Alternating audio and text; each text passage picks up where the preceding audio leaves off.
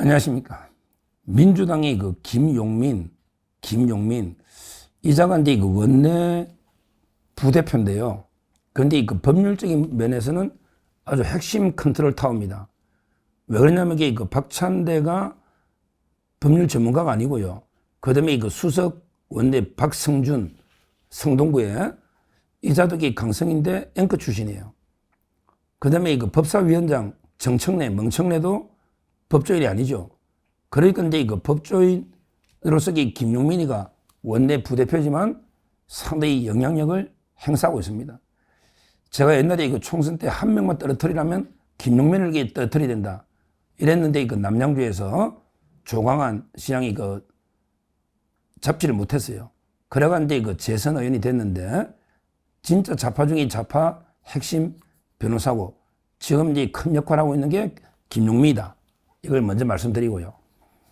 그런데 김용민이 오늘 인터뷰를 쫙 했는데 모처럼 많은 인터뷰를 했는데 이게 그 상당히 맞아요. 참 이게 김용민 말이 맞을 때가 있네.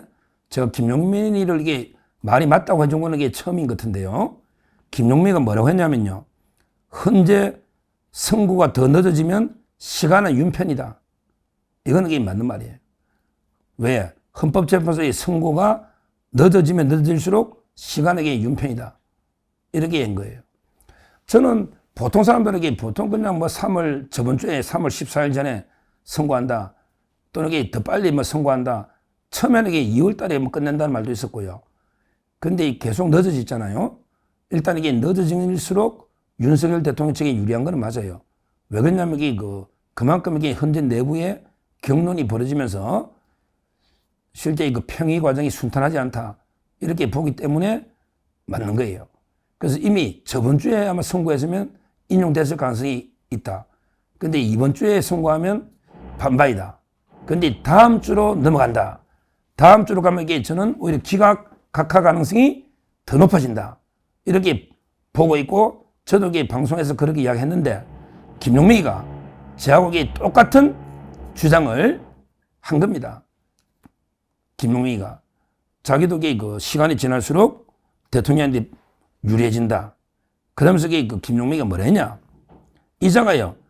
헌법재판소 이제 숙고의 시간은 지났고 이제부터 지연의 시간이다. 지연의 시간. 그래서 이를 막기 위해서 뭐라고 했냐면요. 국회 소추인단은 선고기일 지정 신청을 해야 된다. 이런 데 주장을 한 거예요. 그러니까 국회 소추인단 정청래한테 이제 제안한 거죠. 빨리 선고해달라고 선고기일 지정 신청을 내라. 이런 게 주장이에요. 근데요, 선고기일 지정 신청 이런 제도가 없어요. 선고기일은 이제 평의 과정이 끝나고 평결 단계에 갔을 때 헌재가 알아서 지정하는 거지. 국회가 이게 지정해달란다고 됩니까? 아니, 김용민 이런 제도가 있냐? 물론 이게 탄원서로 뭐 선고기일을 좀 빨리 지정해달라. 이렇게 요청할 수 있지만 이런 이제 제도 자체가 없다는 거는 제가 분명히 말씀드리고요. 그리고 이제 김용민이가 뭐라 했냐면 이런 선고기일 지정 신청을 해야만 헌재 재판관들에게 광장의 절박함과 분노를 전달해야 된다. 이러고요. 근데 그 다음 주장이 또 황당합니다. 김용민이가 뭐라 했냐면 이게 사무처장을 국회에 불러서 빨리 압력을 해야 된다. 이게 말이 됩니까? 아니, 사무처장이 재판관도 아닌데 사무처장을 국회로 불러서 빨리 선고. 이건 말도 안 되는 게 재판 개입. 월거입니다.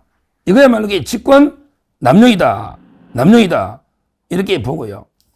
그 다음에 하나 더 김용민 이자가 또 뭐라 했냐면요. 와, 세네 최상목을 탄핵해라. 자기가 원내 부대표니까요. 최상목을 탄핵해라고 공개적으로 주장하네요. 아직도 박찬대는요. 뭐라 했습니까?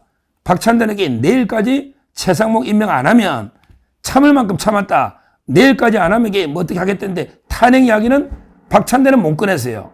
그런데 김용민은 탄핵을 하겠다고 공개적으로 부대표니까 이렇게 최상목에 대해서 이야기를 했는데요. 이런 이제 김용민의 여러 글 중에 뭐 다른 거는 그냥 개짖는 소리 생각하고 다른 거는 무시해도 되는데 문제는 이제 가장 우리가 귀담아 들을 딱 한마디를 찾으라면 시간은 윤석열 편이다. 이게 의미가 있는 거예요. 그러니까 저희는 헌재는요, 지금이라도 이게 빨리 한덕수부터 해라. 한덕수부터 이게 이번 주에 하든지 한덕수 다음에 하든지 한덕수부터 해라. 간단한 거. 그러고 나서 이게 윤 대통령은 해야지. 순서가 뒤바뀌는 것도 절차적인 불법입니다. 절차적 정의라는 게 탄핵의 순서가 논리와 흐름에 맞아야 되는 거예요. 맞잖아요. 그리고 이게 어떤 결과를 떠나서 총리하고요, 장관은 이게 하늘과 땅입니다. 총리는 그래도 이게 국회 동의를 받아서 임명되는 자리예요. 그런데 최상목 장관은요, 그날 국회 동의도 없이 청문회하면 이게 대통령이 마음대로 임명하는 자리입니다. 따라서 이게 무게감도 틀리고 국가의 안정감도 틀려요. 그렇다면 이게 뭐로 보나, 가장 간단한 쟁점이나 뭐로 보나 한덕수부터 확실하게 결론을 내려놓고, 그리고 이제 대통령에 대해서 최종적으로 선고하는, 이게 맞잖아요. 이게 맞잖아. 지금 주심이요, 한덕수의 주심은 김영두입니다. 한덕수 총리 사건의 주심은 김영두고, 그 다음에 대통령 사건의 주심은 정형식입니다. 정형식. 그러니까 제가 어제 방송했잖아요. 정형식 재판관이 잘하고 있는 거예요. 정형식 재판관이 한덕수 거부터 이게 선고기를 잡아라. 그러면 이게 우리 잡을게. 이러고 있다. 이걸 어제 제가 방송을 했지 않습니까? 그게 필요합니다. 순서도 절차적 정의에서 가장 중요합니다. 순서가 뒤바뀌면 이렇게 꼼수가 있는 거예요. 꼼수가. 왜 한덕수를 제일 끝으로 미룹니까? 제일 간단한 사건을. 따라서 지금이라도 이게 헌재는 빨리 한덕수 길 통제부터 해라. 아직도 제가 날마다 하루에 2군데 통화를 해보거든요. 대통령 대리인단에 뭐 왔냐? 그 다음에 한덕수 변호인한테도 뭐 왔냐? 하면 이게 물어보거든요. 없어야지.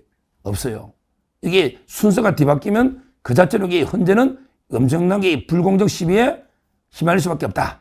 이렇게 말씀드리고, 저는 가장 이게 상식과 법리에 맞다면, 또 이게 한덕수는 종결한 게 19일이잖아요. 대통령이 25일이고. 그러니까 이번 주말에 한덕수를 복귀시키라. 그건 이게 7대1, 6대2, 7대1 예상합니다. 저는 예상은. 들은 이야기 7대1 예상합니다. 그건 이게 압도적이에요. 그리고 이제 다음 주로, 또는 이게 늦으면 더 4월 초도 괜찮아요. 4월 18일 전에 하면 돼요. 박근혜 대통령이 이틀 전에 했거든요. 이정미 퇴임 이틀 전에. 따라서 대통령은 좀 더 절차적인 문제가 없는지 좀 더 심사숙고하고 충분하게 평의를 해야 된다. 그래가지고 선고해야 된다. 시간은 확실하게 우리 편. 모처럼 제가 김용민하고 의견을 친 시간은 윤석열 편이다. 다음 주만 가면 저는 확실하게 기각 내지 각하가 될 거고요.